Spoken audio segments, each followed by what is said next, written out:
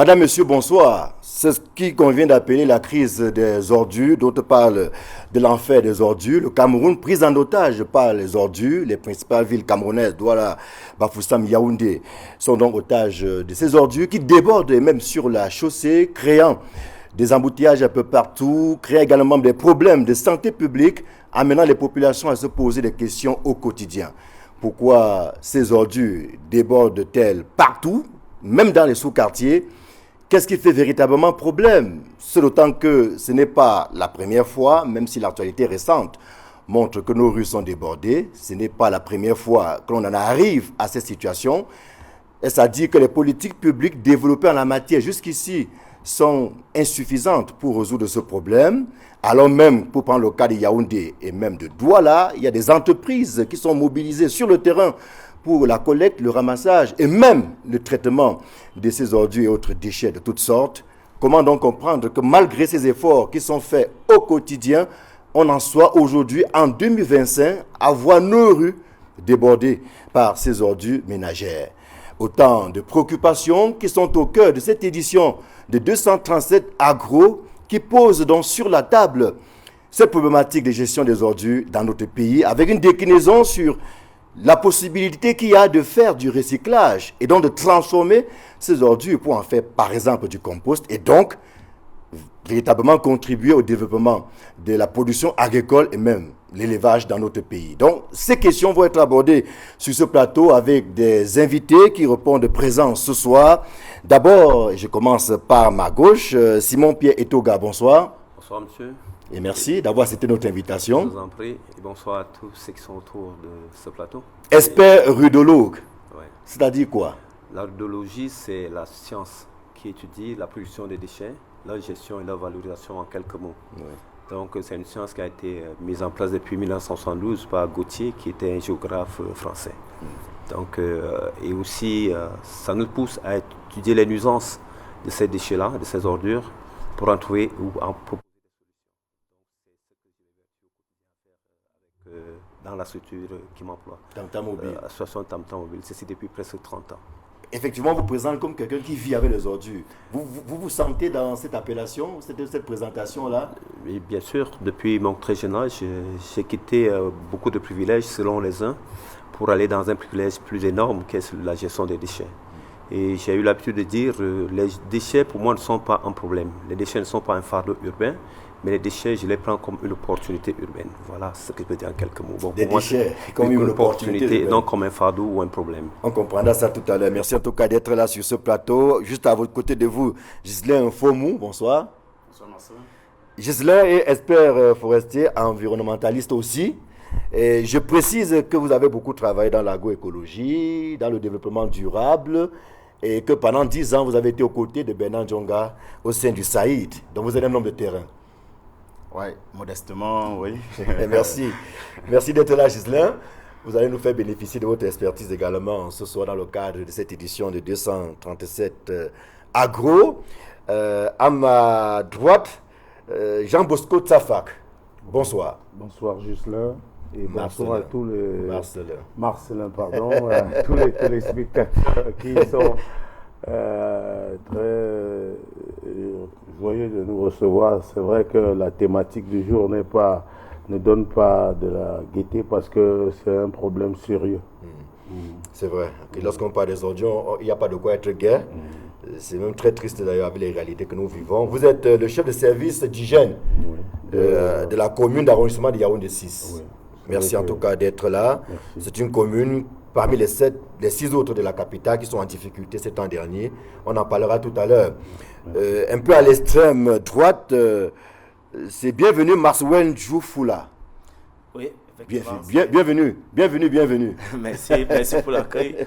Bonsoir aux copanélistes, bonsoir aux téléspectateurs qui sont scotchés à cette belle émission.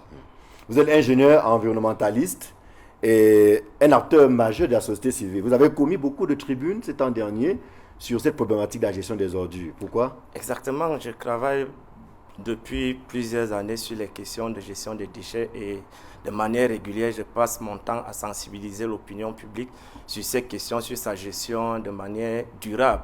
Parce que la sensibilisation, elle peut se faire de manière orale, tout comme elle peut aussi se faire de manière écrite. Donc, de temps en temps, je publie des tribunes pour essayer d'attirer l'attention des uns et des autres, surtout lorsque le problème est pressant, comme actuellement. D'accord. Là, vous venez de quel quartier?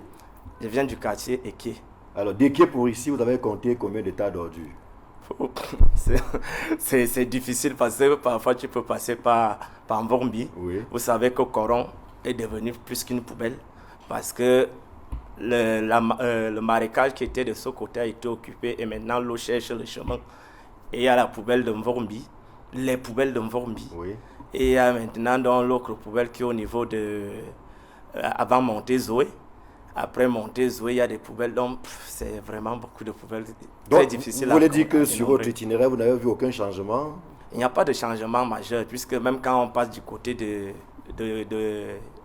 Kondengui, le schéma est encore plus dangereux de ce côté-là, parce que vous connaissez qu'il y a toute une poubelle au niveau du marché des Kounou qui n'est pas, qui laisse à désirer. De temps en temps, cette poubelle se retrouve au milieu de la route, mais les gens arrivent là de temps en temps pour essayer d'enlever quelques ordures, mais il n'y a pas un changement véritable. D'accord, vous êtes parti d'équipe Pumbala 2.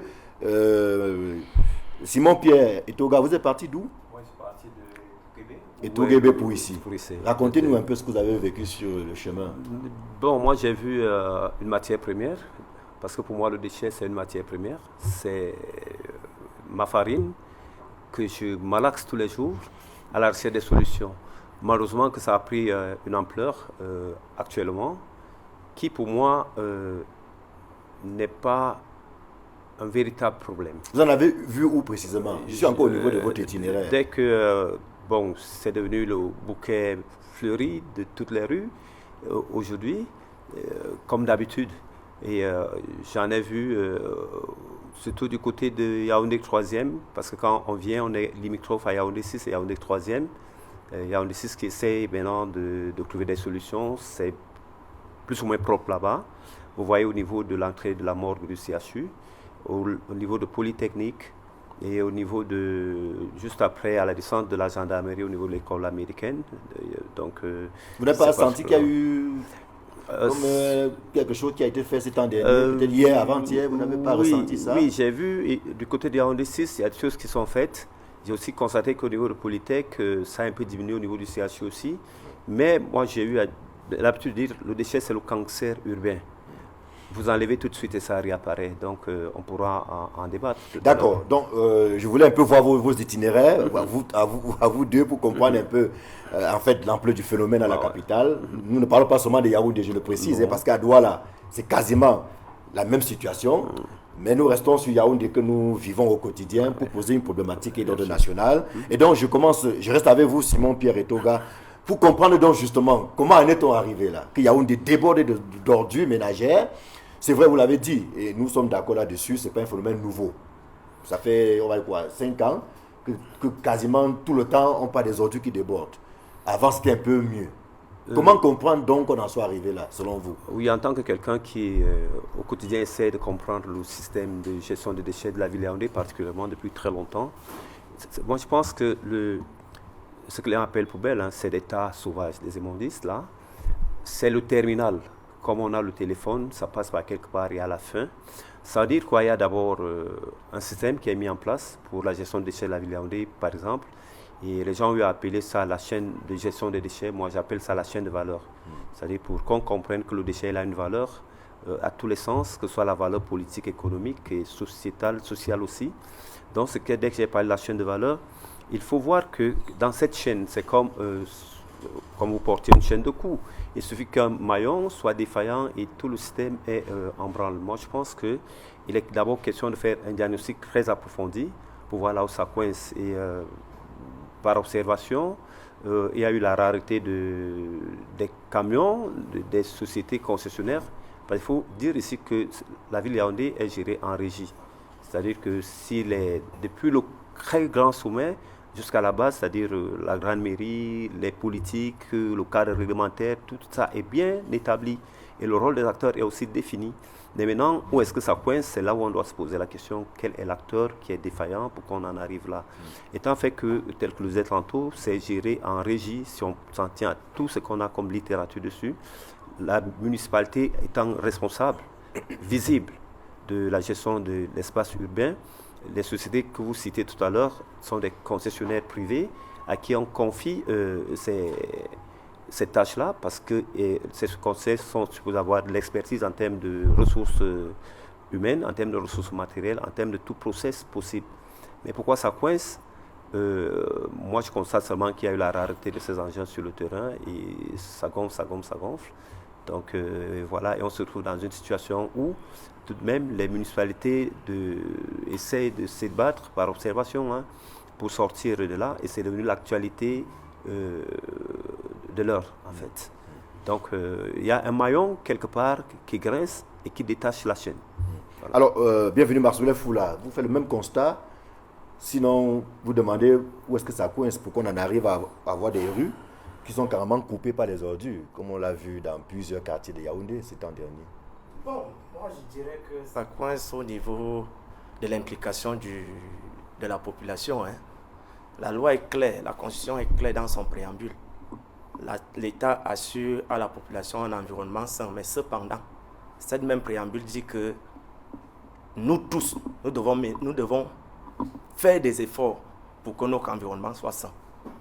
Ça veut dire quoi? Lorsqu'on constate qu'on produit les déchets, M. Simon parlait tout à l'heure là, de dire que les déchets, lui, voient une matière première. Ça veut dire quoi? Lorsqu'on constate que nous avons des déchets, il faudrait que nous-mêmes, d'abord à la maison, qu'on essaie de se poser un certain nombre de questions. Qu'est-ce qu'on fait de ces déchets? Est-ce qu'on va les prendre au motif qu'il y a un bac qui est déjà plein, on va verser? Ça, c'est la première question qu'on devrait se poser. Parce que nous savons tous que, comme il est dit, à un moment, ces acteurs ont été défaillants parce que leur matériel n'était pas présent. Mais sauf que nous avons donné la responsabilité à des personnes. Ça veut dire que si on a des ordures dans nos domiciles, il faudrait qu'on essaie d'attirer l'attention de ceux à qui on a donné cette responsabilité, qui sont les municipalités. Ceci voudrait dire que quand on attire leur attention, il faudrait que cette municipalité évolue dans la façon de gérer les ordures. Parce que le problème des ordures au Cameroun est que nous sommes restés dans le passé. Nous n'avons pas pu anticiper sur la gestion des ordures. Du coup, ça fait qu'on est resté dans une logique, on prend les ordures d'un endroit A, on va déposer à un endroit B, où on se dit que on va incinérer. Or, par contre, il se trouve que la population va grandissante. Lorsqu'elle est grandissante, elle produit au quotidien des ordures. Donc, ça veut dire que nous-mêmes, en interne, nous devons donc réfléchir sur qu'est-ce qu'on fait de nos ordures. Moi, j'aime prendre souvent un exemple. Nos mamans dans nos villages, lorsqu'on va dans nos villages, il y a les poubelles derrière les domiciles. Est-ce que derrière ces domiciles, on retrouve les caissons de bouteilles dans nos poubelles qui sont derrière les maisons? Non. Lorsque les mamans retirent la cendre des feux, est-ce que ces mamans mélangent cette même cendre avec les autres ordures qui sont dans la poubelle? J'ai dit non. Parce que cette cendre est parfois utilisée à d'autres fins. Donc, ça veut dire que ces mamans dans nos villages ont su qu'à un moment, la population du village peut augmenter.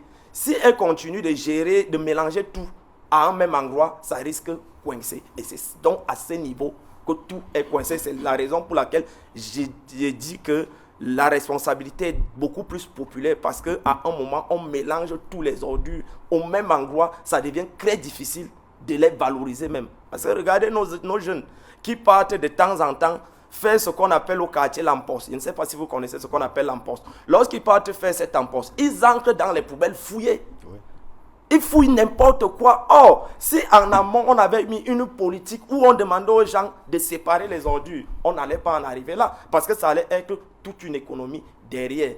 Nous sommes restés dans une logique où on a considéré l'ordure comme l'ordure, sans voir que l'ordure est un élément majeur qui peut créer de l'emploi et permettre à ce qu'on résolve un certain nombre de problèmes tels que nous voyons aujourd'hui. Et tout à l'heure, justement, on verra comment on peut créer de l'emploi à travers les ordures. Mais déjà, Jean-Bosco Tsafa, les municipalités viennent d'être interpellées. C'est à dessein que j'étais appelé tantôt, Gisèle. pour que tu comprennes qu'on donne les noms, on accuse les gens qui ne doivent pas être accusés. Oui. Normalement, les compétences, nous parlons de compétences. Aujourd'hui, l'homme de la rue, pour lui, c'est la mairie. Dès qu'il y a un souci de poubelle, on voit la mairie. Peut-être avant de voir la compétence, je voudrais que nous comprenions pourquoi ces temps derniers les ordures débordent. On verra tout à l'heure les compétences ou les responsabilités. Prenons le cas de Yaoundé 6 par exemple, dont vous êtes le chef de service d'hygiène. Moi, je voudrais vous dire, par exemple, je suis là, ça fait une vingtaine d'années. Il a souligné ce problème de population galopante. Ça, il faut le dire. Vous aviez des zones un peu, on appelait ça une zone rurale. Yaoundé 6 n'a plus de zone rurale. Tout est devenu urbain. Donc maintenant, il y a des populations partout. Quand on parle de Carrefour Banane, après Carrefour Banane, c'était derrière le camp et c'était de vastes plantations.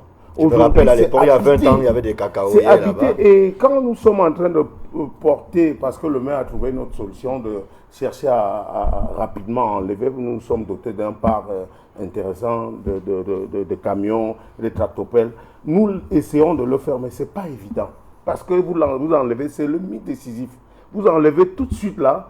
Pendant que vous enlevez, vous voyez des tonnes et des tonnes qui sortent d'autres mairies pour venir être déversées dans notre commune, par exemple. Donc, à ce niveau, les responsabilités non seulement sont partagées, ce n'est pas seulement la commune qu'on doit regarder, c'est aussi d'abord les populations, comme il a si bien le dit. Et ces populations, il faut regarder à la base.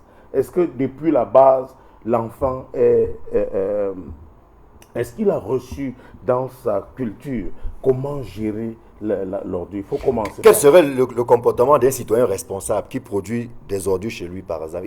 Nous sommes en train d'aller vers la disparition de points, où que chacun garde sa poubelle et qu'on vient un jour précis enlever. C'est ce qu'on faisait tantôt. On a fait ça avant. Les camions venaient, klaxonnaient, les gens sortaient. Mais quand ça klaxonne, les gens ne viennent pas. Parfois, ça klaxonne, les gens viennent après et ils déposent en route. On a donc voulu, on suit un peu parfois les populations. Donc on a voulu. Il y a ce problème d'éducation, de civisme aussi. Il y a un réel problème d'éducation. Pendant que vous êtes même en train de balayer, comme nous essayons des moments de balayer les rues, on vous dit que vous étiez où avant? Tiens, on vous engueule. Votre merci, c'est on vous engueule. Donc voilà un peu la situation réelle. D'accord. Alors, Ghislain Fobou, quel est le constat que vous faites, ou tout au moins par rapport à une analyse de ces premières réactions? Là, on a parlé de la population qui a besoin d'éducation. C'est vrai, on a un peu abordé aussi les responsabilités. On entrera dans le vif du sujet tout à l'heure pour voir entre la mairie de la ville, les mairies de la ville, les mairies d'arrondissement, qui doit faire quoi dans cette affaire. Mais tout de go, ce que vous voyez au quotidien, ça vous inspire quoi par rapport à cette problématique de gestion des ordures? Donc, la première chose, à mon sens, c'est qu'on n'a pas une bonne compréhension tous de ce qu'on appelle ordures, de ce qu'on appelle déchets. Il faut déjà qu'on arrive à classifier les déchets. En termes de déchets, on peut les classer selon le type de matériau qui est utilisé. Et là, vous aurez des métals, vous aurez du plastique, vous aurez du papier, ou on peut les classer selon l'usage qui est fait de ce déchet, c'est-à-dire comment est-ce que le déchet il est produit. Là, on peut avoir des restes alimentaires, on peut avoir des déchets électroniques, on peut avoir des déchets papier, ainsi de suite. Vous voyez, le problème au départ, c'est qu'on mélange tout. On ne commence pas à faire une distinction. Et comment est-ce qu'on pourrait gérer chacun de ces déchets? On gère dans l'ensemble. On parle déchets dans l'ensemble. Et tout ça se retrouve au même endroit. Mais on aurait pu, la manière de gérer un déchet plastique ne serait pas la même manière qu'on gérerait un déchet ménager. Ce ne serait pas la même manière qu'on gérerait un déchet qui peut se détruire au fil du temps ou bien qui ne se détruit pas. Donc, je pense la principale raison, la cause d'abord, c'est là. Il faut qu'on arrive déjà à penser déchets de manière distincte. Parce que même dans la manière de valoriser ces déchets-là, c'est selon le type de déchets. Si on revient donc à ce qu'on observe, on observe que dans toutes ces poubelles, on a du tout. On a un peu de tout. On a ceux qui sont un peu plus encombrants, ceux qui sont un peu moins encombrants. Et du coup, même les espaces qui sont destinés, prévus pour pouvoir stocker ces déchets, ne peuvent pas recevoir l'ensemble de ces déchets. Vous voyez? Donc, il y a certainement un problème de comment on pense la gestion de ces déchets, comment on fait le tri de ces déchets et comment est-ce qu'on va donc revaloriser ces déchets pour limiter à la fin aussi un nombre important de déchets. Bien sûr, la population a grandi. Bien évidemment, on peut dire qu'il n'y a pas eu une anticipation, certainement. Mais ça fait 5 mois, on n'avait pas ce problème. Malgré la population qui est là. Donc, ça veut dire qu'il y a eu un problème, un dysfonctionnement entre... Voilà, il y a eu forcément un dysfonctionnement. Malgré ça, ça fonctionnait. Ça fonctionnait. Mais le fait que ça fonctionnait ne veut pas dire que ça fonctionnait trop bien. C'est ça, c'est pas ce que ça veut dire. Ça veut dire qu'on faisait un peu plus d'efforts à enlever certainement les déchets qui nous nuisent, qui sont visibles. Mais il y a des déchets qui nous font plus de mal et qu'on ne voit pas. Je vais vous prendre des exemples. Ces déchets, des bouteilles plastiques. Vous voyez, mais ça, puisque ça n'est pas sur la route, ça ne pose pas de problème à quelqu'un. N'est-ce pas? Ça ne pose pas de problème. Mais on voit que quand on reviendra sur les nuisances des déchets sur l'humain ou sur l'environnement, vous verrez qu'en ce moment, on commence un peu à catégoriser. Quand vous viendrez à parler des déchets, par exemple, dégradables, des restes ménagers, nourriture et tout le reste, ce qui crée problème là, c'est que ça émet des odeurs, n'est-ce pas? Ah ben, c'est en ce moment que les gens commencent à dire, ah ben, non, ça nous fait du mal. Vous voyez? Mais si on avait géré ça d'une certaine manière, on ne serait pas... Donc, en fait, pour moi, ce qui se passe, il y a certainement eu un problème dans l'un des maillons du système de gestion, de collecte de ces déchets-là. C'est parce qu'il y a un problème sur la collecte que nous le ressentons comme cela. S'il n'y avait pas de problème sur la collecte, on ne le ressentirait pas comme ça. Mais s'il faut réfléchir de manière stratégique, il y a un problème dans la planification, dans la stratégie de gestion des déchets dans l'ensemble au Cameroun. Il y a un problème là et il faut réfléchir sur comment aborder la solution d'un point de vue un peu plus holistique et non d'un point de vue un peu court-termiste. Je pense que c'est ça. C'est là que viennent toutes les difficultés qu'on a aujourd'hui. Alors Simon Pierre, vous êtes au contact des ordures, vous l'avez dit depuis de nombreuses années, donc vous avez vu les choses évoluer. À quel moment vous pensez qu'il y a eu ce déclic? Parce que pour prendre le cas de Yaoundé, nous avons minimum 2 opérateurs qui sont là. Isaac Ampoulo, ne pas la nommer, et une autre société qu'on appelle Chilof, qui opère dans la capitale. Et donc, en principe, avec ces 2 entreprises, avec un parc automobile conséquent, on ne devrait pas avoir de problème. Et je faisais remarquer tout à l'heure qu'il y a, disons, 5-6 ans, certes, il y avait un peu de ordures, mais ce n'était pas aussi grave que maintenant. Vous pensez, vous qui êtes au contact de ces choses-là, à quel moment il y a eu ce déclic qui aujourd'hui fait de Yaoundé, par exemple, une ville poubelle? On pourrait parler de Douala aussi. Déjà, Yaoundé et Douala ne sont pas des villes poubelles, parce que la poubelle, c'est un contenant. Oui. Si ces villes-là deviennent des poubelles, ça veut dire que c'est des villes propres. Donc, comme tout à l'heure, j'entends, il y a des poubelles partout. À Yaoundé, il n'y a pas de poubelles partout. Il y a des tas d'immondistes. Oui. C'est-à-dire qu'il faut aussi, c'est notre rôle aussi, d'utiliser le langage approprié. Le langage approprié, oui. Et si je m'en tiens à toutes les études, même mes enquêtes, au niveau de la scientifique, au niveau de l'opérationnalisation, au niveau même de la stratégie, on n'a jamais pu évacuer 100% des déchets qui sont produits dans la ville de Yaoundé.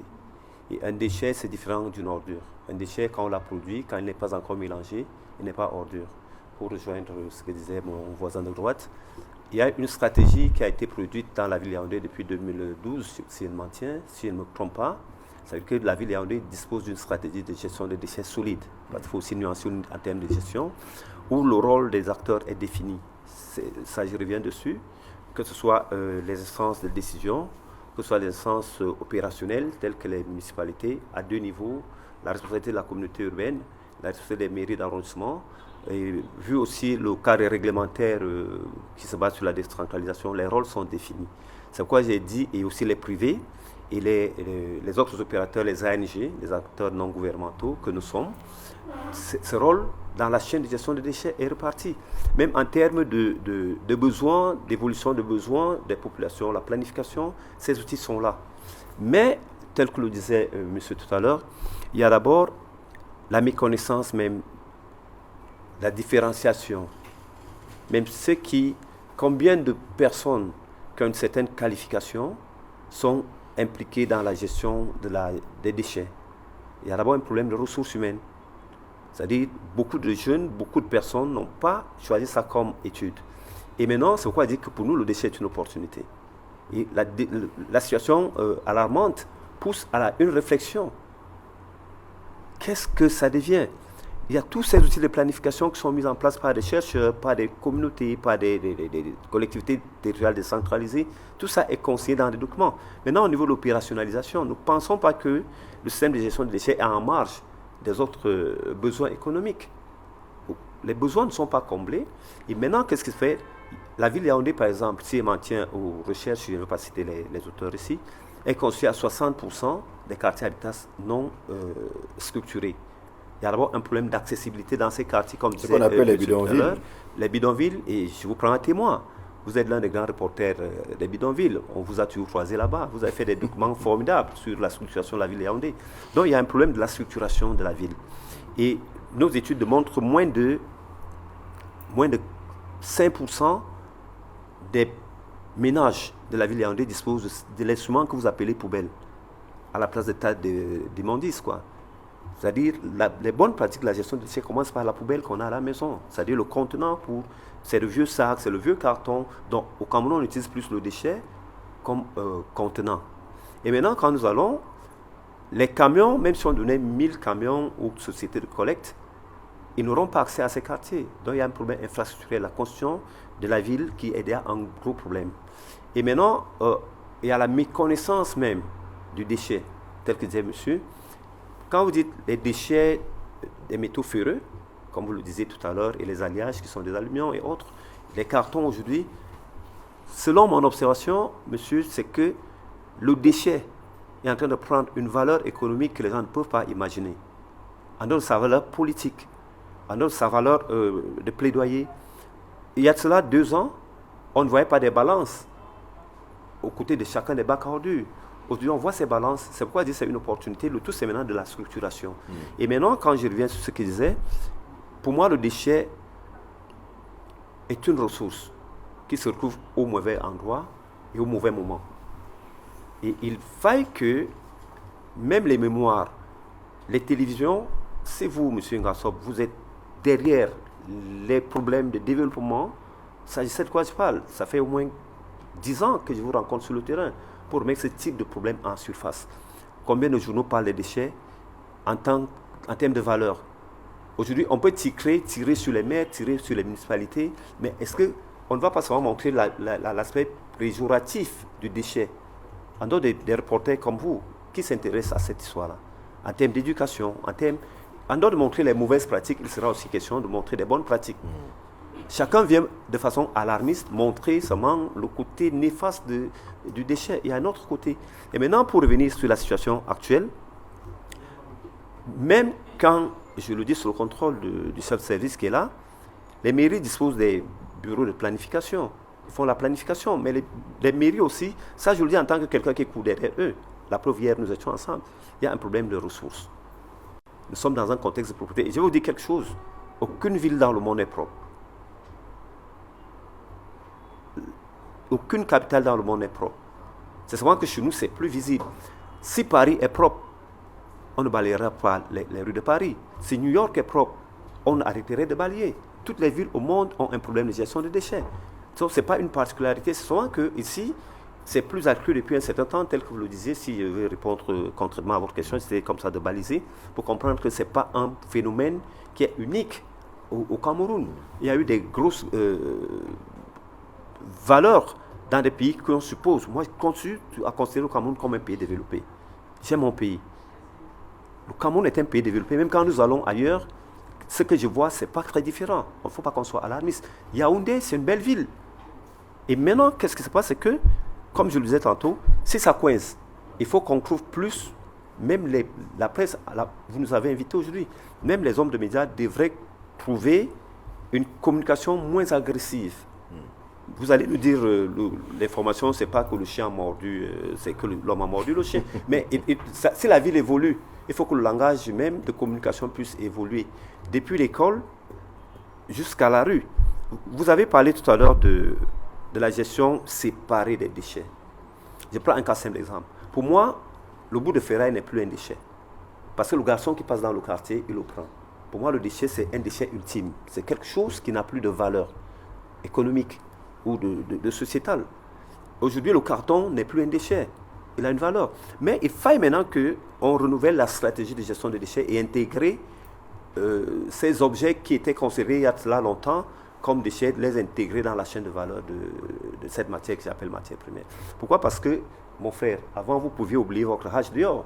Mais aujourd'hui, vous voyez le gars casser le bitume pour récupérer un bout de fer à béton. C'est pour dire que le monde, les besoins économiques évoluent et la gestion et la vision des déchets devraient aussi évoluer. Donc, voilà ce que dit. Et maintenant, quand vous parlez de la séparation au niveau de la maison, si vous prenez, nous, on a fait ça sur le terrain. Tous les jours, nous sommes sur le terrain. Pas pour parler des déchets, mais pour mettre les mains dans les déchets. Je le dis sous le contrôle du chef de Yaoundé 6, chef de service de Yaoundé 6. Si vous séparez à la maison, prenez 3 poubelles et vous séparez les déchets. Quand vous arrivez au niveau du bac à ordures, Monsieur Bosco, vous faites comment? Vous trouverez un seul bac à ordures et vous aurez fait ce qu'on appelle le lavage de main de crapaud. Vous allez à nouveau mélanger. Donc, c'est toute la chaîne qui est concernée. D'accord. Alors, bienvenue, Marsouel. Je voudrais qu'on s'intéresse un peu à la chaîne de responsabilité. Les acteurs sont connus. Je veux qu'on parle avec les faits. Il y a, je crois, 2 ou 3 semaines, le Premier ministre dit « Les rues de Yaoundé sont sales. Il y a les nids de poules partout, il n'y a pas d'éclairage public. Je veux dans une semaine qu'on nous propose une planification, un plan qui va permettre de nettoyer tout ça. » Ça, c'est le Premier ministre qui le dit. Et quelques temps après, le ministre de l'Habitat dit « Le chef de l'État donne des instructions pour que nos villes soient propres. Et pour cela, il faut que les entreprises qui... » Il y a eu d'abord Madame Ketcha Cortez qui a invité tout le monde en faisant une opération coup de poing. D'accord, tout ça, voilà. ça va ensemble. Donc, je ne voudrais pas tout citer, mais je prends le Premier ministre qui dit qu'il faudrait que vraiment dans un bref délai, il a même dit dans une semaine qu'on voit que quelque chose change. Une semaine après, on a bien remarqué que rien n'avait changé. Après ça, on dit le chef de l'État a instruit que l'on puisse trouver de l'argent pour essayer de réduire les dettes. Parce qu'en même temps, il faut qu'on en parle ici. Les entreprises concessionnaires disent que l'État leur doit beaucoup d'argent. Pour prendre le cas d'Isaac Am, par exemple, Isaac Am parle de 19 milliards que l'État doit. Donc, Marsouel, je voulais vous interpeller pour dire, alors finalement, est-ce qu'il y a une réelle volonté politique? Si on a autant de discours et que sur le terrain, rien ne change. Je voulais parler comme quelqu'un qui disait dans un quartier que le chef de l'État qui demande qu'on ramasse les ordures dans la rue, lui-même sait qu'il n'y a pas d'argent. Quelqu'un a dit ça comme ça. Un peu comme pour dire qu'en fait, on est en train de tourner en rond. Est-ce que c'est la perception que vous avez? Moi, ce n'est pas la perception que j'ai. La réalité est que les gens passent le temps à fuir leurs responsabilités. C'est ça le problème. Vous voyez, tout le monde dit que non, on dit les mairies. Le code sur les collectivités territoriales décentralisées est clair. Article 153. Si vous voulez, il peut lire, hein, pour ne pas paraphraser, il peut lire. Et là, tout le monde... Oui, voilà ce que le code dit. Article 157 de la loi numéro 2019/024. Les collectivités, portant code des collectivités territoriales décentralisées, précise que les communes sont responsables, encre haut, parce qu'il y a les compétences qui ont été données, encre haut du nettoiement des rues, chemins de fer et espaces publics communaux, de la précollecte et de la gestion des ordures ménagères au niveau local. Précollecte, tu dis bien. Quand on dit nettoyage, c'est quoi? Précollecte. Attendez, Allez-y, vous avez fini on avec a dit nettoyage. Nous ne faisons pas comme c'est le français. On a dit nettoyage. Oui. Non, c'est le nettoyage. On n'a pas dit la précollecte vient à part. On a dit d'abord nettoyage. Donc, n'est-ce pas? Vous avez fini avec la... Maintenant, ça continue. Article 241. La collecte, l'enlèvement et le traitement des ordures ménagères est une compétence exclusive des communautés urbaines. Exclusive. On a d'abord dit au niveau local. Maintenant, on monte au niveau de la mairie de la ville. Voilà. Lorsque les gens passent dans le temps à toujours dire que vraiment, c'est pas ma compétence, c'est pas ma compétence, on va aller où? La loi sur la gestion de l'environnement, article 46, leur donne encore cette compétence. Donc pour vous, ce sont les mairies d'arrondissement et les mairies de ville qui sont incompétentes. incompétentes. C'est elles qui sont responsables de cette question. Sont-elles incompétentes? On en vient. Je suis en train de développer. Lorsqu'on regarde dans la situation réelle, c'est pas moi qui dis, le Premier ministre l'a dit.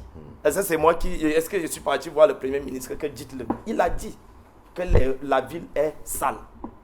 Maintenant, lorsqu'on va plus loin, on constate que quand on essaie d'interroger pour voir s'il y a les stratégies au niveau de chaque commune de gestion des ordures, quels sont les résultats véritables qu'on a? Chaque fois, on démontre que les ordures sont une niche d'emploi.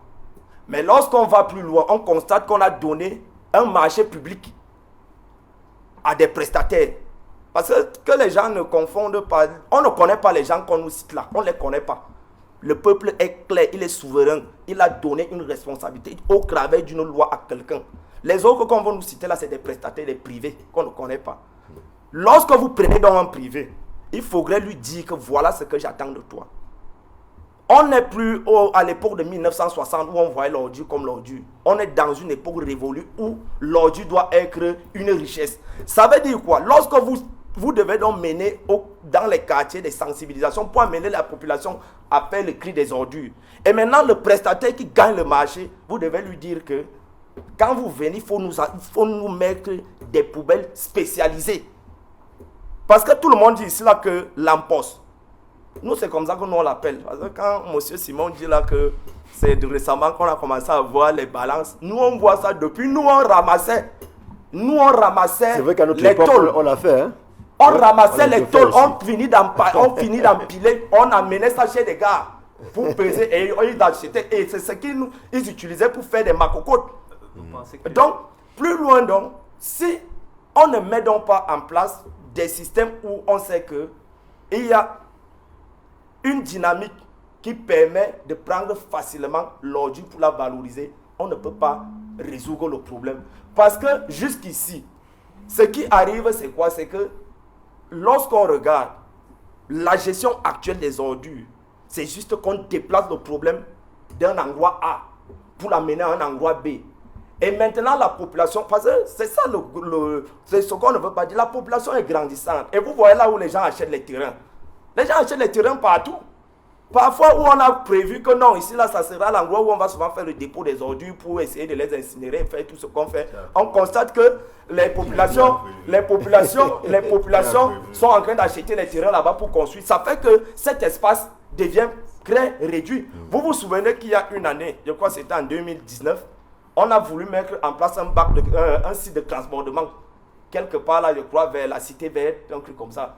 Ou bien vers ça. Même à Obama. Voilà. Récemment, il y en a. Et même derrière la SCDP, voilà. Il y en a en ce moment. Voilà, on a voulu le mettre. Mais les populations qui étaient là avaient refusé.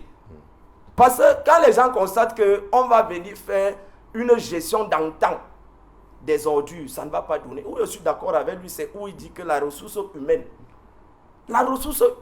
est très très capitale dans ces choses. Allez voir dans les mairies combien de personnes travaillent dans ces domaines et ont les compétences. Peut-être que le chef service peut avoir la compétence, mais il va travailler seul dans toute une mairie comme celle de Yaoundé avec les grands quartiers. C'est difficile. D'accord. Puisqu'on a la chance d'avoir avec nous sur le plateau un responsable d'une des mairies de la capitale. Donc, Jean Bosco Tsafa, la loi dit que c'est vous qui devez nettoyer. Quelle loi? Des textes ont été cités tout à l'heure. Donc, alors, est-ce que c'est les mairies d'arrondissement qui signent le contrat avec Isakam? Expliquez, les téléspectateurs ont besoin de comprendre quel est le nœud du problème. Le nœud, c'est le maire, le super maire qui, dernièrement, nous étions en cette réunion, il disait, Il a signé le contrat avec Yaoundé 1er, Yaoundé 2, Yaoundé 4, Yaoundé 5 et Yaoundé 7. Ça fait 5 mairies. Et les 2 autres... Alors, pendant... Les 2 autres quoi? Il n'a pas vous n'avez pas de contrat? Je reprends mot pour mot ce qu'il a dit à cette réunion. C'est-à-dire que les 2 autres, Yaoundé 3 et Yaoundé 6, sont des mairies abandonnées? Je n'interprète rien. Mais ce que le maire, lui, il a sauté sur le ballon, il a dit, je me jette à l'eau. Il a un parc automobile et c'est avec ça que nous allons porter. Et maintenant, même quand il va falloir verser ces poubelles du côté de Samo, on a trouvé une paille. On nous dit que nous ne sommes pas habilités à verser là-bas. Il nous faut aller en Kolfoulou. De Yaoundé 3 pour Kolfoulou. De Yaoundé 6, pardon, pour Kolfoulou. La distance. Donc, quand il dit que c'est les mairies d'arrondissement, qu'ils comprennent. Dans les mairies, par exemple, en Bankomo, ils gèrent directement. Ils peuvent gérer avec une ONG, avec une société privée. Mais ici, nous avons le super maire sur la tête. Je crois que pendant que les populations évoluent, il faut que la loi aussi évolue. On essaie de décentraliser. Vous n'allez pas toujours dire que nous sommes une mairie autonome et puis vous ne nous donnez pas les moyens. Vous ne nous donnez pas assez de moyens. Et à l'arrivée, c'est les maires qui sont doigtés que c'est vous qui travaillez. Parce que là, c'est ce qu'on va déduire comme conclusion. On dit que regardez, vous me voyez, ça c'est une tenue appropriée. Nous, on s'appelle là-bas le BEROM, Brigade d'enlèvement rapide des ordures ménagères. Vous enlevez tout de suite, j'ai dit qu'à 8h vous enlevez, le soir à 18h c'est encore plein.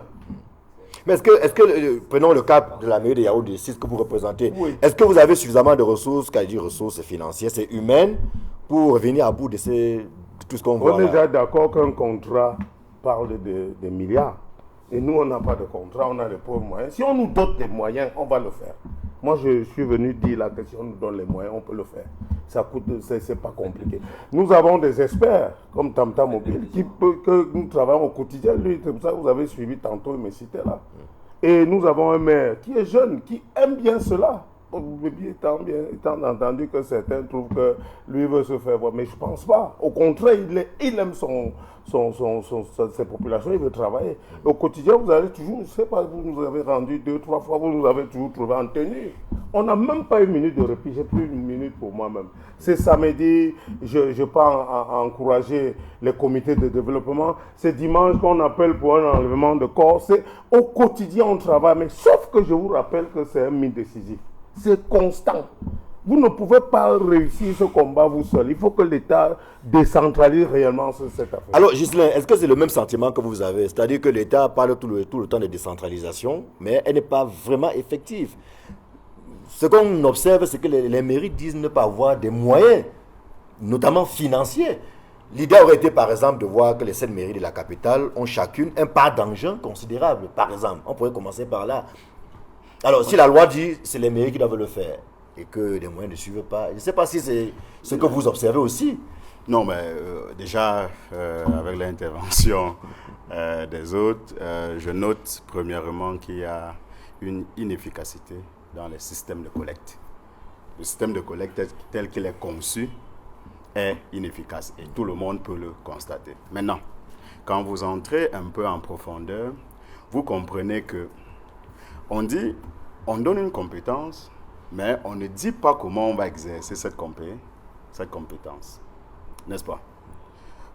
Pour les communes de ville, les communes urbaines, on a dit que ce sera par un prestataire. N'est-ce pas? À travers la communauté urbaine. Pour les communes rurales, ils ont dit quoi? Ce sera géré comment? Pour des communes d'arrondissement qui sont sous les communautés urbaines, on a dit qu'ils vont faire quoi précisément? Est-ce qu'on a dit... C'est-à-dire, j'ai l'impression qu'on dit, ok, les communes ont la responsabilité d'enlever, mais on dit que celui qui va avoir l'argent, c'est la communauté urbaine. Pour faire quoi?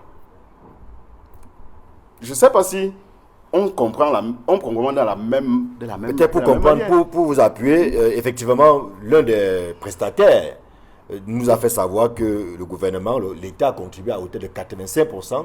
Et 15%, c'est la mairie de la ville. Voilà, Pour payer les prestations. 15% c'est la mairie de la ville. Mais vous donnez la compétence d'enlever aux communautés, aux communes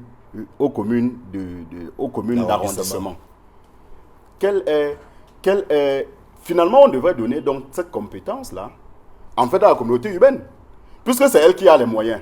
C'est elle qui détient les moyens et c'est elle qui sait comment elle utilise les moyens. Comment on va prendre un prestataire?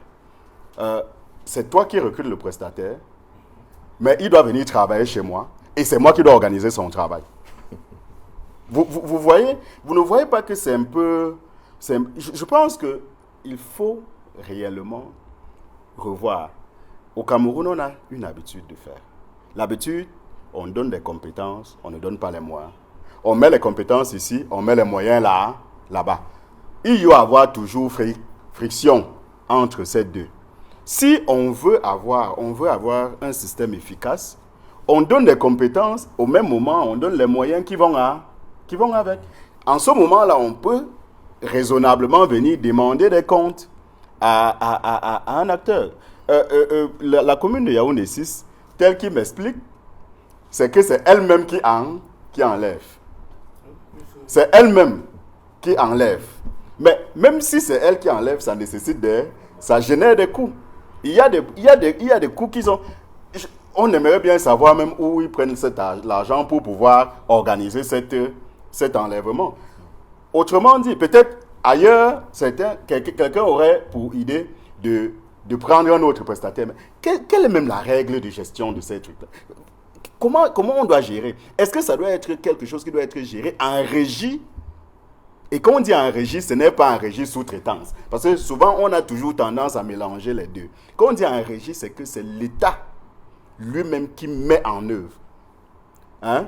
Parce qu'au Cameroun, on dit en régie, la gestion des ordures est faite en régie, mais il donne en... Non, ce n'est pas ça. Ce n'est pas ça le mot régie. C'est pas ça le mot régie. Quand on dit en régie, c'est que c'est l'État qui gère. C'est l'État qui exécute. Mais quelle est la règle donc de gestion? Est-ce une activité qui est gérée en régie, c'est-à-dire les services de l'État mettent en œuvre l'activité, ou c'est une activité qui est gérée, qui est confiée en concession ou en convention ou à un autre acteur? Vous voyez, ça devient... C'est un imbroglio, on ne sait pas réellement quelle serait la règle de gestion. Et ça montre donc toutes les difficultés qu'il y a dans la gestion qu'on a actuellement, dans le système de collecte. Parce qu'en fait, c'est une bagarre qu'il y aurait entre les différents maillons, entre celui qui a la compétence, celui qui a les moyens, celui le prestataire. C'est-à-dire, on se retrouve donc dans un cercle vicieux où on tourne, on n'arrive pas à démêler les chevaux et à définir la responsabilité. Marcelin, je voudrais qu'on soit un peu clair. Est-ce que vous savez que nous respectons ce qui est dit dans la loi? Mais on juge le maçon au pied du mur. Le maître, lui, voit la poubelle. Le maire, lui, voit la poubelle partout. Les gens, je veux dire, la saleté, les tas d'immondices, comme si on le disait tantôt. Mais il ne va pas croiser les bras. Il ne va pas attendre. Entre-temps, les populations ne font que doiter que quand il passe, il est là au quotidien. Mais vous faites le jonglage, parce que vous-même, non, attendez. Vous n'avez pas de choix. Non, demandez à ce monsieur qui a signé les contrats avec les 5 autres mairies. Pourquoi ne même pas les signer avec les 7 mairies une fois et laisser Isaac en faire comme avant? Bon, on a voulu mettre un peu la compétition, mais sauf qu'on est venu avec Encore que le problème ne se pose pas où il a signé ou il n'a pas signé. Même où il a signé, on a le même problème. Non, pas assez. Mais bien sûr.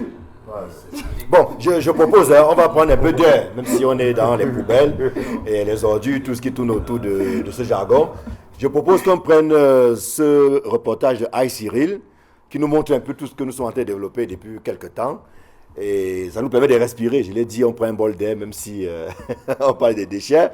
Et tout à l'heure, on revient sur le plateau pour la suite de cette édition de 237 d'Ago. Si en France, on reconnaît Paris par sa tour Eiffel, aux États-Unis, on reconnaît New York par ses gratte-ciel, pourquoi au Cameroun, on ne reconnaîtrait pas Yaoundé par ses ordures?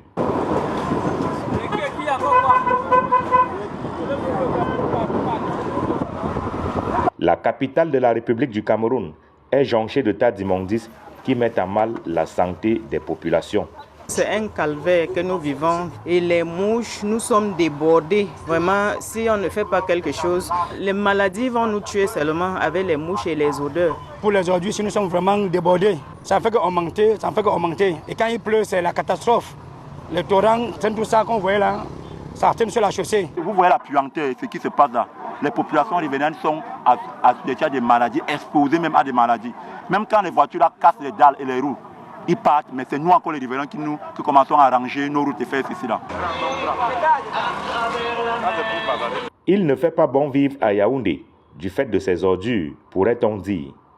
Pas possible d'emprunter une artère, de traverser un carrefour, bref, de circuler librement dans la ville aux 7 collines sans avoir à affronter les ordures qui dictent leurs lois. La situation est grave dans les marchés. Les vivres et autres marchandises exposées à même le sol se disputent la vedette avec les ordures. Si Issakam semble déborder, l'arrivée d'une nouvelle structure, partenaire de la mairie de la ville et spécialement chargée du ramassage des ordures dans les arrondissements de Yaoundé 3 et Yaoundé 6, n'a pas non plus résolu le problème. Mes petits-enfants que l'État m'a confiés, on ne fait que respirer les mauvaises odeurs. On prie seulement le bon Dieu qu'il ait pitié de nous pour qu'on ne tombe pas malade. Donc je ne sais pas ce que nous avons fait pour mériter être à côté d'une poubelle en plus de 2 mois. Qu'on se plaint et il n'y a pas de réaction. Nous appelons les gens au quartier, on paye, on nettoie. La poubelle retombe toujours à l'intérieur de l'école. Nous espérons que le cri de détresse que nous lançons en ce moment va arriver aux oreilles des autorités compétentes pour qu'on nous débarrasse enfin de cette poubelle. Vraiment, nous n'en pouvons plus. On n'a pas une ressource humaine vraiment qualifiée en gestion des déchets. La structuration de la ville ne permet pas la mobilité des engins et des hommes pour qu'on puisse véritablement assister à la mise en place d'un système cohérent et durable de gestion des déchets. Ça veut dire que les déchets qui sont produits dans les quartiers, 60% resteraient dans les bas-fonds et ne retrouveraient pas le système formel de gestion des déchets. À Yaoundé, l'insalubrité règne en maître. Lorsque les bacs sont pleins, les populations n'ont pas d'autre choix que de jeter leurs ordures par terre. Par 2 fois, le Premier ministre chef du gouvernement a attiré l'attention de ses collaborateurs sur l'état insalubre de la cité capitale. Des actions sporadiques sont menées qui laissent croire que les lignes peuvent bouger. Le gouverneur de la région du centre notamment a pris son bâton de pèlerin en lançant il y a quelque temps l'opération Yaoundé Ville Propre. C'est ainsi qu'au lieu dit Texaco Omnisport, dans l'arrondissement de Yaoundé 5e, un ancien dépotoir d'ordures a été transformé en espace vert. Les populations peuvent désormais y passer du bon temps, loin des odeurs jadis nauséabondes. Vraiment, je donne les félicitations aux maires de Yaoundé 5 qui nous multiplient de bonnes choses comme ça, qui nous permettent de nous reposer dans la ville. Il y a de cela quelques mois, 2 ans en arrière, il y avait la poubelle et ça nous dérangeait là. Ça nous dérangeait vu que moi je vends là à côté. Avec les odeurs, ça nous dérangeait. Et maintenant là, c'est déjà propre. C'est déjà propre. Nous prions si monsieur le maire peut vraiment multiplier autant comme ça pour que la ville soit vraiment propre. Des initiatives du genre, on peut en citer quelques-unes dans la cité capitale. Pour autant, le visage hideux de la ville de Yaoundé a-t-il changé? Impossible de le dire, d'autant que les habitants de Yaoundé continuent de marcher les pieds dans les ordures, humant les mauvaises odeurs. À travers des affiches, la mairie de la ville et d'autres entités interdisent de jeter les ordures à certains endroits. Mais l'on a l'impression que c'est là où ces plaques sont posées que les ordures dictent leurs lois à Yaoundé. Merci à Cyril qui signe donc ce reportage qui a un peu montré l'ampleur du phénomène. Mais on a bien vu ensemble ici sur ce plateau, et quelqu'un le disait, je voudrais d'ailleurs qu'on aborde cet aspect, c'est que ces déchets-là, tout ça, ça peut nous bénéficier. Quelqu'un a dit tout à l'heure qu'il ne considère pas l'ordure comme quelque chose de mal ou de mauvais. Et donc on a vu là qu'il y a des espaces verts, des espaces publics qui ont été aménagés. Je dois aussi signaler, pour qu'on ne donne pas l'impression que rien n'a été fait ces temps derniers, que depuis 1-2 jours à Yaoundé, on procède quand même un peu au nettoyage. Je prends le cas de Kanfoun Sam, où il y avait des immondices qui avaient carrément coupé la route en deux. Ça a été nettoyé hier, mardi. Donc, il faut au moins qu'on le dise, que quelques camions circulent ce temps dernier quand même pour faire un effort. Mais, pour dire vrai, il y en a encore beaucoup. Il y a beaucoup de travail à faire. Donc, pour revenir donc justement, mon cher Simon-Pierre et Toga, vous disiez tout à l'heure que pour vous, l'ordure, en fait, doit être valorisé. Alors, parlons-en. Et je voudrais qu'on aborde les aspects également économiques de cette affaire, pour qu'on comprenne comment, justement, on peut transformer les ordures, les recycler, les transformer, pour en faire autre chose qui rend la vie agréable. Tout à l'heure, on faisait savoir que nos mamans jetaient leurs ordures derrière la maison. Ce que peut-être Marcel n'a pas dit, c'est que c'est ça qui nourrissait les plantes. Et nous avions des bons régimes de plantains et de bananes. Est-ce qu'aujourd'hui, on peut penser à ça, par exemple? Oui, on y pense d'ailleurs. On y pense, et moi, avec votre permission, vous voyez, il y a des instruments, voilà, les organes de planification, les organes de financement, les organes d'exécution. Je prends le cas, il y a des ministères qui sont chargés de veiller, le ministère de la Santé, le ministère de l'Environnement, les organes de financement, je cite comme ça là, le MINEPAD, le MINDU, et maintenant il y a le ministère des Finances, qui est l'un des ministères qui s'occupe des finances au Cameroun. Il y a les collectivités territoriales décentralisées, que ce soit la grande mairie, que ce soit les mairies d'arrondissement, toutes sont dans les collectivités territoriales décentralisées. Il y a maintenant des ANG tels que nous sommes. Et il y a maintenant, le monsieur a parlé de la précollecte, c'est un maillon. C'est déjà la loi dit, celui qui produit le déchet en est le responsable jusqu'à l'élimination finale. C'est-à-dire que quand vous avez produit un déchet à la maison, vous en êtes responsable. Et maintenant, la collectivité ou les collectivités territoriales décentralisées mettent à disposition des bacs et autres. Maintenant, si on va au niveau des ménages pour voir quelle est la valeur pour répondre à votre question, je voulais un peu apporter cette nuance au niveau de la chaîne de gestion. Il est possible, et même nous recommandons aux gens d'être des observateurs. On peut récupérer les métaux ferreux tels que l'acier, la fonte et les autres. On peut récupérer ce que M. a appelé tout à l'heure l'amposte, c'est un alliage. C'est-à-dire c'est l'aluminium, c'est le cuivre, qui ont une valeur marchande depuis l'existence du monde. Il y a eu l'existence des déchets. Et depuis l'existence du monde, de l'homme, dans l'humanité, il y a eu l'existence de la récupération. Vous avez parlé des fumiers derrière les maisons qui faisaient pousser des plantes et qu'on pouvait utiliser, c'est-à-dire quand on balayait, on pouvait récupérer. Ces pratiques, là je le dis sous le contrôle des sociologues avec qui nous travaillons, beaucoup d'habitants des villes ont transporté leur culture en milieu urbain. Ce qui fait que la ville en elle-même devient un grand village. Ceux qui ont eu des habitudes, comme ce que disait monsieur tout à l'heure, auront tendance à avoir des petits jardins où ils vont jeter régulièrement leurs ordures. C'est des choses que nous observons sur le terrain. Et maintenant, c'est des choses à capitaliser. À capitaliser, vous avez parlé du CRI là tout à l'heure.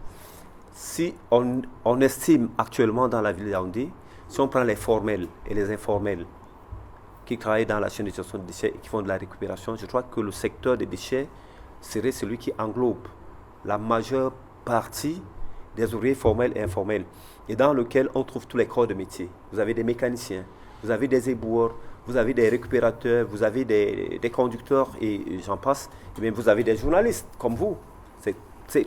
Il faut qu'on comprenne, comme disait monsieur, qu'on change un peu, qu'on essaie de déconstruire la perception que les décideurs ont du déchet et reconstruire une nouvelle perception économique, et que le déchet a une valeur économique, politique, culturelle. Les gens sont liés à leurs déchets. Sur tous ces plans-là, le déchet est concerné, pour ceux qui font des études à ce niveau. Maintenant, déchet en tant que ressource, comme j'ai eu l'habitude de dire, c'est une ressource qui se trouve au mauvais endroit, au mauvais moment. Ça veut dire quoi? Si on essaye comme ça, avec notre structure, d'essayer de dire aux gens d'avoir des compostières individuelles.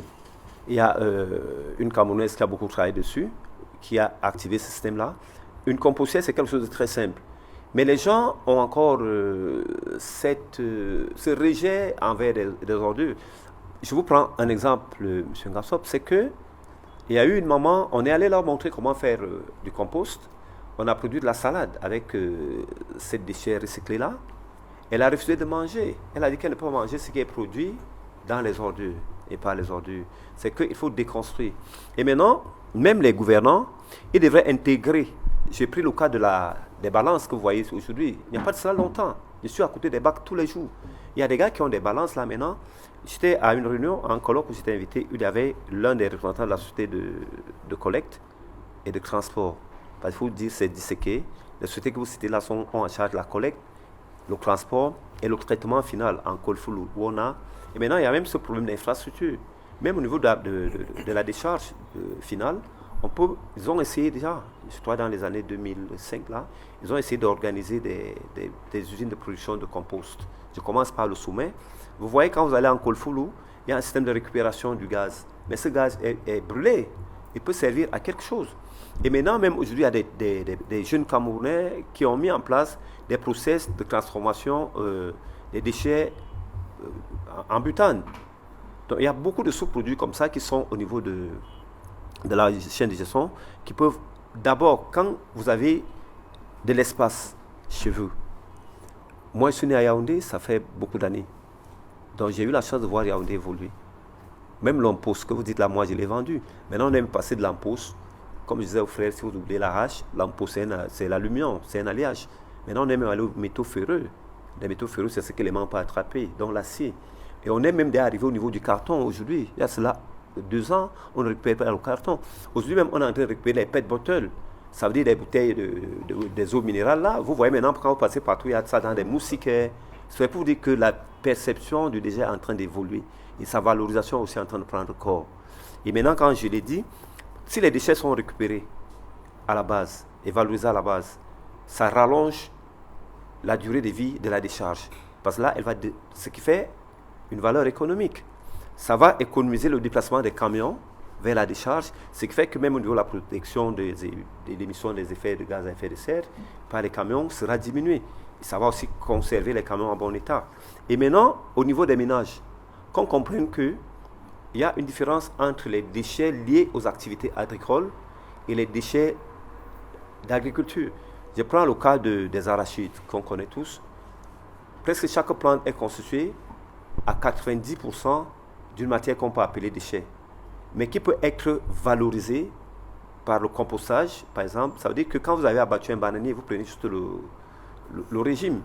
Maintenant, le tronc et ses feuilles peuvent servir à amender le sol pour des rejets qui sont là, que de porter un régime. Vous voyez, quelqu'un porte tout un tronc de bananier, ça va mettre dans un bac à ordures. Ça relève juste de l'ignorance. Et maintenant, il y a des plantes ornementales que vous avez montrées là tout à l'heure, qui participent à l'embellissement, parce que quand on voit le reportage, c'est l'édissement de la ville. Mais alors que le déchet peut aussi participer à l'embellissement de la ville, tel que vous avez montré, je crois, à Yaoundé 7, et quelque part, j'ai vu ça aussi à Yaoundé 6. Presque toutes les communes de Yaoundé sont en train d'embellir les espaces. Mais ils peuvent aussi inciter l'implantation des décharges contrôlées et séparées. Parce qu'aujourd'hui, ça je le dis sur la base des colloques et des expériences que je connais et des écritures académiques que je lis et que j'impulse au niveau de Tam Tam Mobile, il y a un problème foncier. Le foncier devient très rare à Yaoundé. Personne ne va accepter qu'on mette le bac devant sa maison. Parce que si on met le bac devant chez vous, on se retrouve dans une situation de crise. Ça, on est dans une situation de crise. Comme cet an dernier. Comme cet an dernier, vous serez envahi par des vecteurs qu'il a décrits là tout à l'heure. Donc, la ville a d'abord un problème foncier. C'est-à-dire qu'on a fait des postes, je le dis sous le contrôle de la mairie qui est là, même de la mairie de la ville. Les municipalités n'ont pas fait des réserves foncières, M. Rasson. Ce qui fait qu'aujourd'hui, les municipalités ont toutes les misères pour avoir de l'espace. Et maintenant, dans des concessions, aujourd'hui, on trouve quoi? Plus les fleurs artificielles. C'est-à-dire du plastique qui vient des pays étrangers.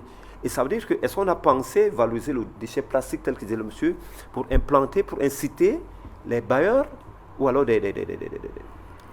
l'expertise à venir s'implanter pour qu'on produise toute la florale qu'on voit au niveau des obsèques, au niveau des mariages.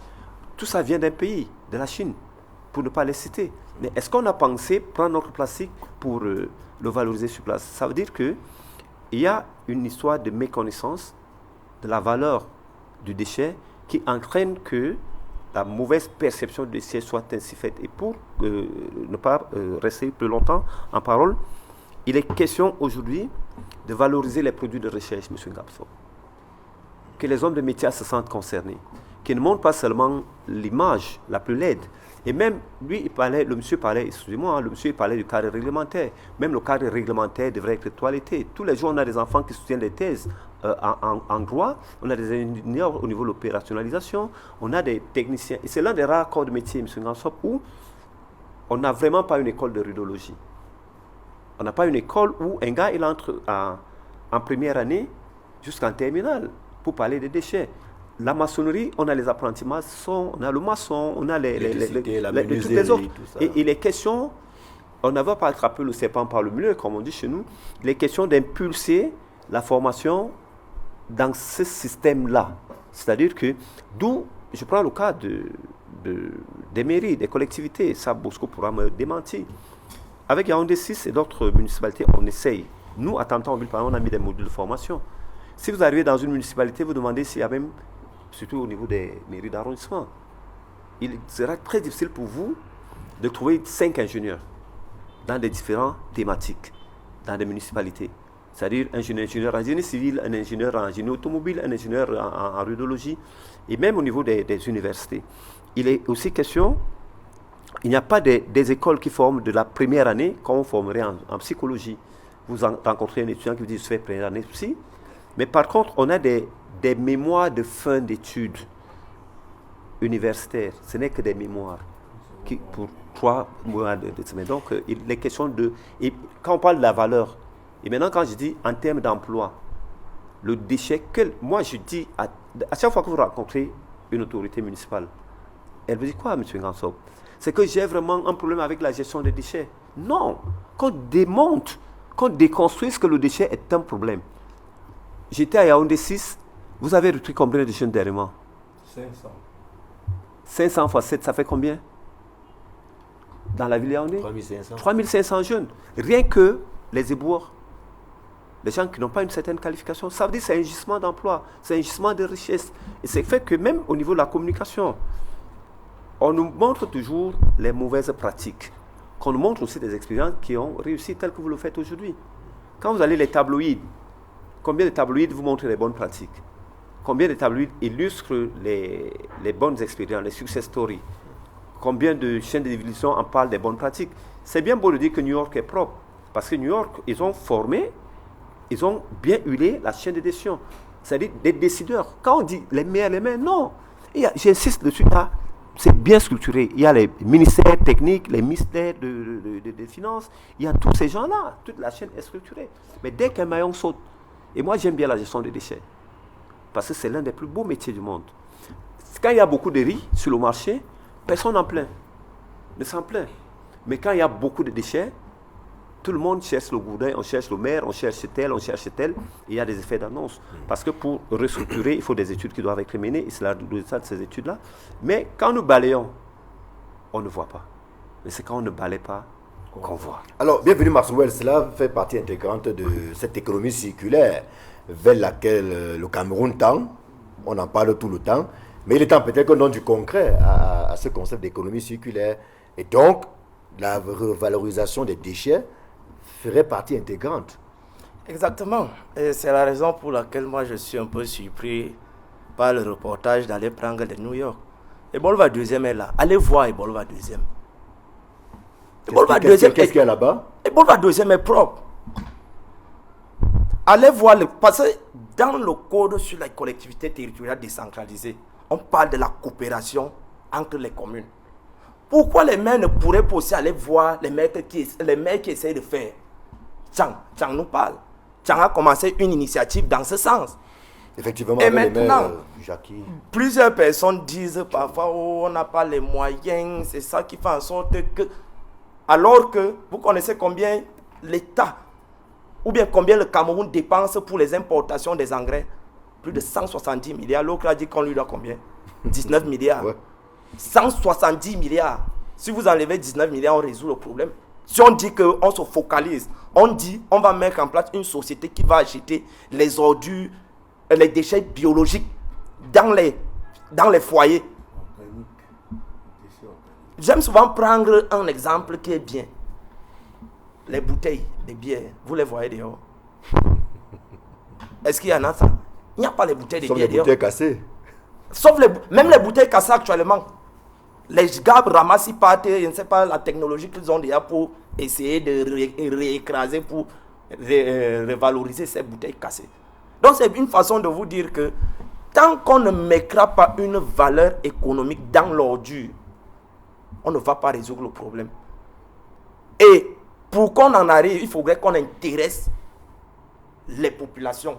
Parce qu'en amont, ce sont les populations qui peuvent mieux faire le cri. Parce que si vous avez les ordures qu'on va venir acheter, la preuve, tout le monde, on a d'abord nos bouteilles dans nos sacs quand on va dans les réunions les dimanches. Hein? Parce que si tu n'as pas ta bouteille, soit tu vas boire ta bière sur place, ou alors la femme qui reçoit la réunion va te dire que si tu n'as pas la bouteille, vraiment.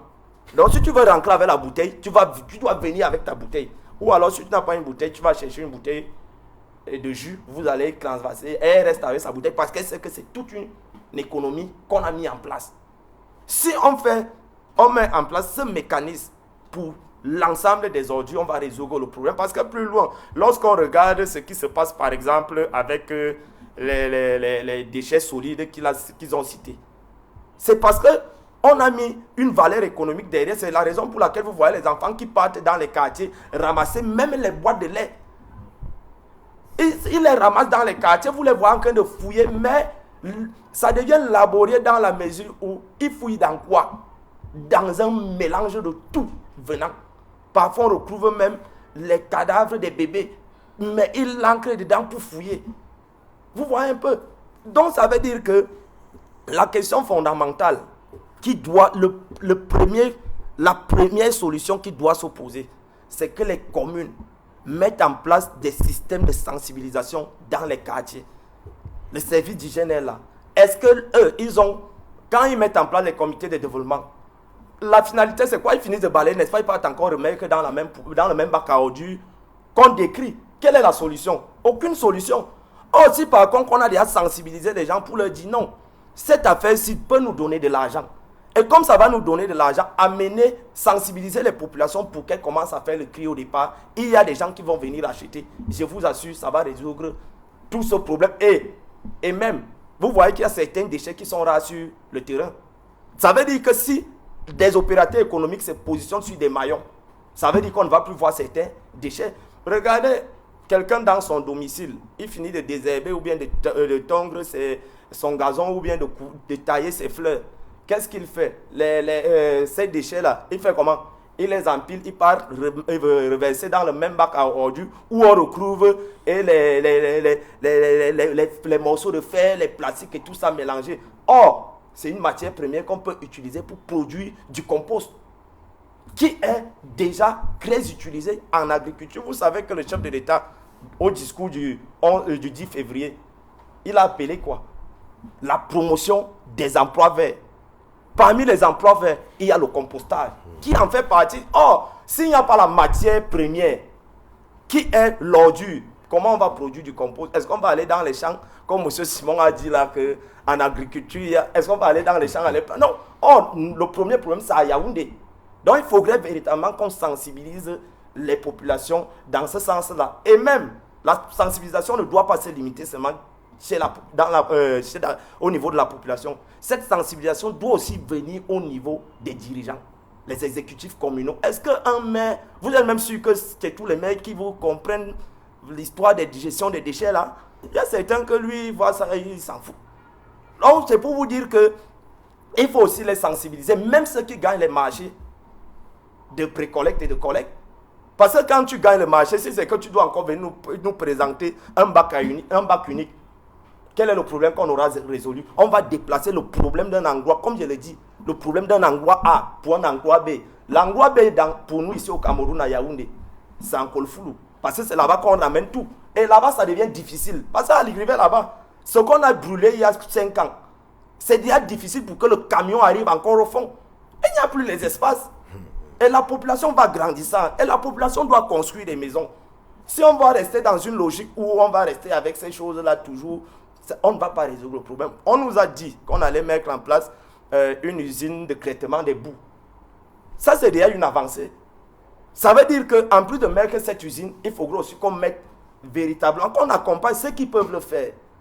à mettre en place des entreprises de compostage. Et ce compost pourra être utilisé en agriculture. Et qu'on lève les verrous selon lesquels non, produit, je ne peux pas manger un produit qui est issu à partir du compostage. Non, non. Il faut qu'on sensibilise, qu'on dise aux gens que cette affaire-là ne va pas vous nuire. Vous savez qu'au départ, quand on faisait dans la pisciculture hors sol, avec les bacs, il y avait des personnes qui avaient ce débat pour dire que non, vraiment, le poisson qu'on élève dans les bacs là n'a pas un bon goût et tout ça là. Or, il n'a même pas vérifié. Mais quand il arrive à un endroit où on ne lui a rien dit, il dit que non, le poisson si est bon. Hein. Or, il ne sait pas que ça vient même de ce même bac. Donc, c'est pour vous dire qu'il faut vraiment faire une sensibilisation de fond et même, peut-être arriver même au niveau où on va faire une sensibilisation avec pression, où on dit, si tu ne fais pas ce qu'on te dit, on te taxe. Alors, Jean Bosco Tsafa, au niveau de la commune d'arrondissement de Yaoundé 6, vous avez quelques initiatives comme ça? Oui, on a déjà... Promoteuses? On a, dans un premier temps, pour englober la question, dans le lancement de Yaoundé 6 propre, le concours que nous avons lancé, dans les critères de choix, on a des éléments comme l'agriculture urbaine. C'est-à-dire qu'on pousse les populations vers le tri de déchets organiques, de déchets plastiques, de déchets de verre et carton. Et là, maintenant, on sait que les déchets organiques ça pourra donner le compost, le biogaz. Et si on trouve un quartier qui est en train de se battre dans ce sens, nous avons parlé d'une prime de près de 10 millions, on a parlé de soutenir. Bref, il y a ces opportunités que nous sommes en train de donner aux uns et aux autres qui viennent vers nous. Donc, je parle de ce concours au quotidien que nous avons lancé. Si vous pouvez voir cette tenue derrière, là, il y a un élément qui porte cela. Donc, c'est un peu ça. Nous, il n'y a pas que ça. Déjà, le maire nous parlait dernièrement de l'expérience de la Guinée, où on vend les déchets, où les gens achètent pour aller, l'Inde exporte les déchets qu'ils prennent au niveau de la Guinée équatoriale pour ramener ça du côté des Indes. On a également l'exemple rwandais. Nous avons aussi nos exemples. Je dis, on ne peut pas parler de tri, mais on peut parler des éléments qui poussent les gens vers le tri. C'est-à-dire, par exemple, je parle de l'agriculture urbaine. Et c'est quoi l'agriculture urbaine? C'est de faire, comme nous n'avons plus de zones, des espaces, les gens récupèrent les plastiques de 10, 20 litres et font à l'intérieur des petites cultures. Et ça se voit déjà un peu partout. Et ça rend la ville verte. Alors, Ghislain Fomou, cette tendance à l'économie circulaire dont nous parlions, qui va peut-être venir progressivement, et ces petits efforts qui sont faits au niveau des communes, est-ce que tout cela suffit aujourd'hui à penser que dans un bref avenir, on peut voir mieux que ce qu'on voit maintenant? Ou alors on a encore du chemin? Non, à mon sens, on a encore du chemin parce que ce n'est pas pensé. C'est pas pensé, ce sont des initiatives isolées de chaque acteur et pas dans un cadre totalement pensé. Comme M. Simon-Pierre disait, Simon-Pierre Toga disait, l'ordure c'est une ressource. Mais pour considérer que ce soit une ressource, il faut d'abord bien planifier au départ pour organiser donc un système économique sur l'ordure. Ce qui se passe aujourd'hui, c'est que des gens, de manière isolée, initient quelques actions, mais qui restent très marginales. Et qui ne peuvent pas vraiment apporter une solution.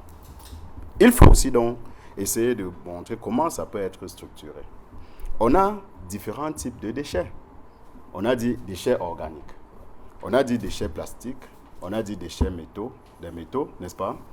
C'est comment on construit, parce que la manière de valoriser chaque déchet est différente. Le déchet organique, on va vers la décomposition du déchet organique pour produire du compost, qui est un produit fertilisant, ou pour produire de l'énergie à partir du biogaz. Mais est-ce que, vraiment, de vous à moi, est-ce que c'est la quantité qui est produite dans une famille peut permettre de faire ça? Non. Donc, vous voyez, si on se retrouve en train de dire à tout le monde, allez-y, mais c'est comme si on est en train de...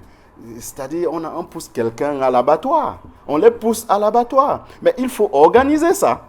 Il faut l'organiser. Si nous voulons commencer à produire des engrais organiques à partir des déchets ménagers, il y a un travail d'organisation à faire.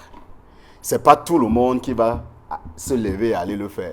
Et en plus, on est dans les villes. Combien de personnes ont une petite parcelle où il va valoriser ça? Donc, ce que vous dites là, c'est comme si vous êtes en train de... C'est-à-dire, moi je dirais, c'est un peu une récitation, mais qui ne répond pas au contexte. Notre contexte, on est en ville, les gens n'ont pas d'espace. Ce qui est important, c'est comment on organise la collecte de leurs produits de manière séparée et comment on valorise ce déchet-là pour pouvoir produire une valeur. Deuxième élément, le deuxième point sur lequel on valorise les déchets, c'est à partir d'une réutilisation. C'est ce que M. Maxwell disait avec des bouteilles de bière. Hein? Ça, c'est une autre manière de valoriser, parce qu'on a toujours tendance à croire que valoriser veut dire on change la forme. Non. Donc, et ça, pour cela, c'est pourquoi les gens réutilisent la bouteille de bière. Ils réutilisent la bouteille de bière parce que ce n'est pas rentable de la détruire pour en acheter d'autres. Vous comprenez? Donc, c'est pourquoi on va donc... Et ça dépend de la politique qui a été mise en place pour cette filière-là, qui permet à tout le monde de réutiliser. Pourquoi? Posez-moi la question. Pourquoi on ne réutilise pas les bouteilles de plastique? Pourquoi on ne les réutilise pas? On ne les réutilise pas parce que ce n'est pas rentable de collecter et pour aller réutiliser. Donc, vous voyez, c'est pas une chose aussi banale, quoi. Et maintenant, si on va parler donc justement du recyclage. Le recyclage, c'est que vous prenez la matière, vous la transformez et vous la réutilisez. C'est ce qui se fait donc avec l'Amposse et les autres. Mais qu'est-ce qui est mis en place? Parce que ce qu'on veut faire là, on veut créer une autre guerre. On veut pousser des gens, on n'organise pas comment on va réutiliser l'Amposse. C'est d'ailleurs pourquoi tous les enfants aujourd'hui, tu ne peux plus garder quelque chose. Tout est devenu déchet. Voilà, tout est devenu déchet, même quand ce n'est pas déchet. Vous voyez? Parce qu'on laisse que tout le monde, que chacun fait ce qu'il veut. Non, je reprécise, tout ce qu'une population, ne donnez pas la responsabilité aux populations. C'est l'État qui impulse toute politique dans un pays. Si on veut aller vers une politique de valorisation des déchets, il faut qu'on le sente dans nos politiques. Il faut qu'on le sente, il faut qu'on l'implémente. Et c'est ça, nous sommes le produit de la politique. Tout citoyen est le produit d'une politique. Et les initiatives privées, voilà, les initiatives privées, les initiatives privées, c'est entre... Est-ce que vous pouvez... Chaque domaine est réglementé dans un pays, n'est-ce pas? Est-ce que vous pouvez donc aller développer un domaine qui va à l'encontre de la politique de ce pays-là? Non. Donc c'est pourquoi donc quand on laisse un vide et que il y a déjà des initiatives qui vont dans ce sens, que l'État s'en saisisse le plus rapidement possible. Qu'il s'en saisisse et qu'il l'organise le plus rapidement possible. C'est ce que je suis en train de dire. Il nous manque 4 minutes. Le temps passe très vite pour... Je propose qu'en 4 minutes, que chacun dise un mot sur... on peut dire un mot de fin peut-être. Est-ce que si les concessionnaires, les prestataires qui sont là ont les moyens, si les dettes sont payées, est-ce qu'on peut espérer que Yaoundé, Simon Pierre, respire un peu dans les prochaines semaines? Moi, je pense que tous les acteurs impliqués, c'est une chaîne. Je n'aime pas appeler ça chaîne de gestion, j'aime appeler ça chaîne de valeur. Parce que le déchet est une ressource et que même les décideurs, ils habitent les quartiers. Même la présidence est implantée dans un quartier. Ce n'est pas parce qu'on est dans un ministère qu'on n'est pas habitant d'un quartier et qu'on comprenne que nous sommes tous concernés en fait. Que ce soit ceux qui sont là pour élaborer le cadre réglementaire, que ce soit ceux qui sont là pour élaborer le cadre opérationnel, que ce soit les privés, les collectivités, les ministères techniques et l'habitant au centre. Parce que c'est lui qui, le déchet lui appartient en fait. Et c'est lui qui a aussi besoin de la propreté. Donc ce qui fait, moi je parle comme ça d'une initiative que nous avons à Yaoundé 6, dans le cadre d'un Kolbiko, où nous sommes dans une chaîne de pré-collecte qui aboutit à un jardin qu'on a appelé un kolbi. Donc les initiatives, comme disait monsieur tout à l'heure, devraient être capitalisées et valorisées. Et il y a un besoin de formation. Il y a un besoin de formation pour qu'on déconstruise la perception que les décideurs ont des déchets et même la perception que les habitants ont des déchets, pour qu'ils comprennent qu'ils peuvent faire même l'agriculture hors sol, tel que disait monsieur, et qu'ils peuvent eux-mêmes, et que la chaîne de gestion des déchets, autant pour moi, introduise les nouveaux acteurs qui font dans la récupération de l'aluminium, du carton et tout. C'est une économie dispersée. Et si on restructure, je pense que moi, je n'ai jamais considéré Yaoundé et Douala comme des villes qui ne sont pas des villes modèles. Nous sommes là dans le cadre d'une crise, comme s'il manquait de l'eau, comme s'il y a eu la saison sèche et que les pluies avaient tari. Et maintenant, je pense que ces gens-là qui ont la responsabilité, nous tous, nous sommes responsables de la ville de Yaoundé, nous sommes au quotidien à la recherche des solutions adaptées et adaptables. Et je dis ce que tu as envie de dire. Moi, je ne prendrai jamais pour modèle une ville d'un autre pays. Yaoundé, c'est la belle ville aux 7 collines. Elle est verdoyante. Ailleurs, on utilise les engrais pour faire pousser les plantes. Voyez la photo derrière vous. À Yaoundé, la plante pousse même sur le fer. Si vous regardez sur les toitures, vous verrez qu'il y a des plantes qui envahissent les toitures. La plante pousse même sur le goudron. Donc Yaoundé, c'est une terre, le Cameroun, pas seulement Yaoundé, c'est une terre promise, c'est un paradis où tout peut pousser. Maintenant, qu'est-ce qu'on fait de nos ordures? Donnons-leur une valeur. Et ne leur donnons pas une valeur péjorative. D'accord, voilà. On vous a compris. Bienvenue Maxwell, le mot de la fin. Il faut une réelle volonté politique, il faut que tout le monde s'implique, c'est ça? Bien, bon, vous avez déjà tout dit, mais en complément de ce que vous avez dit, je vais ajouter le renforcement de la coopération décentralisée. Il faudrait véritablement que les collectivités territoriales se rapprochent aussi de celles qui essayent de faire quelque chose pour gérer cette question des ordures. Parce qu'on ne peut pas implémenter une politique qui n'est pas adaptée à notre contexte.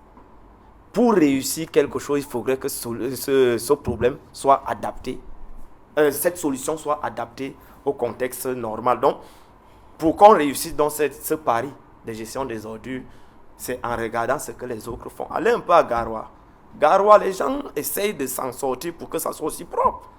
Je vous ai cité des boulevards 12e. Allez voir comment les maires de là-bas s'exécutent. Ça va permettre à ce que le problème soit résolu et que ça ne soit plus un problème de tel maire n'a pas fait ci, tel maire n'a pas fait ça. Parce que si on dit tel maire n'a pas fait, bon, on est dedans. Qu'est-ce qu'on fait? D'accord.